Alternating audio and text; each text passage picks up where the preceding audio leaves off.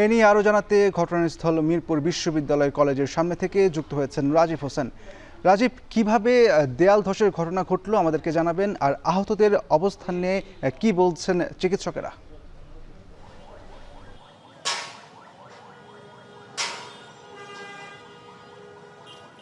দুপুর 1:30টার দিকে প্রতিদিনকার মতো টিসিবির যে পণ্য বিক্রি হয় সে পণ্যগুলো বিক্রি হচ্ছিল এবং গ্রাহকরা কিনছিলেন। এবং এই দেয়ালের যে পাশে অবস্থিত যে ফুটপাতটি রয়েছে সেই ফুটপাতে যারা ক্রেতা রয়েছেন তারা কিনছিলেন পণ্যটি। এই সময় হঠাৎ করে আসলে দেয়াল ধসের ঘটনাটি ঘটে এবং দেয়ালটি তাদের শরীরের উপরে ধসে পড়ে, এতে এই হতাহতের ঘটনাটি ঘটে। আমরা এখন পর্যন্ত যে তথ্য পেয়েছি যে 2 জন নিহত হয়েছেন এবং 8 জনের মতো আহত হয়েছে, এখন পর্যন্ত যে তথ্যটি আমাদের কাছে রয়েছে। আপনি যেমনটা বলছিলেন যে আহতদের অবস্থা কি, আমরা কিছুক্ষণ আগে পঙ্গু হাসপাতালের যিনি পরিচালক রয়েছেন তার সাথে কথা বলেছিলাম। তিনি যেমনটা জানিয়েছেন যে আহতদের মধ্যে 3 থেকে 4 জনের অবস্থা গুরুতর।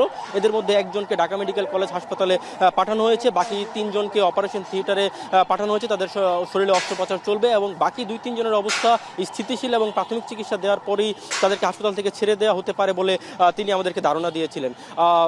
ইশতিয়াক, আপনাকে আরেকটি বিষয় জানিয়ে রাখি, এই দুর্ঘটনার পর কিন্তু স্থানীয় যারা রয়েছেন তারা উদ্ধার অভিযান প্রাথমিকভাবে শুরু করেন।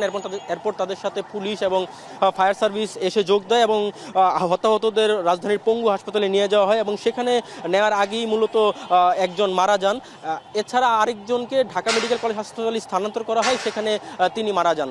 তো এই দুর্ঘটনার পর এই ঘটনাস্থলে ঢাকা উত্তরের যিনি প্রশাসক রয়েছেন শফিকুল ইসলাম মিল্টন এবং এই আসনের যে এমপি রয়েছেন ব্যারিস্টার আরমান, তারা ঘটনাস্থল পরিদর্শন করেছেন।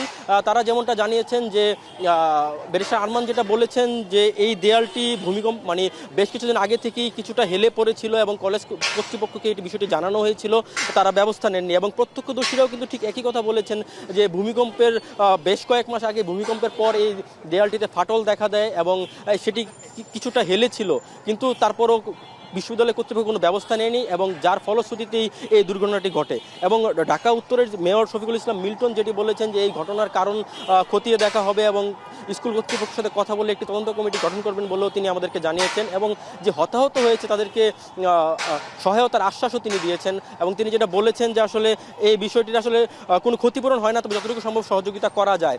তো এই মিরপুর মডেল থানার ওসির সাথে আমার কথা হয়েছে, তিনি যেমনটা বলেছেন যে দুর্ঘটনার কারণ খতিয়ে দেখে তিনি পরবর্তী আইনানুগ ব্যবস্থা নেবেন। তো এই ছিল রাজধানীর মিরপুর বিশ্ববিদ্যালয় কলেজের থেকে আমার কাছে সবশেষ। ইশতিয়াক।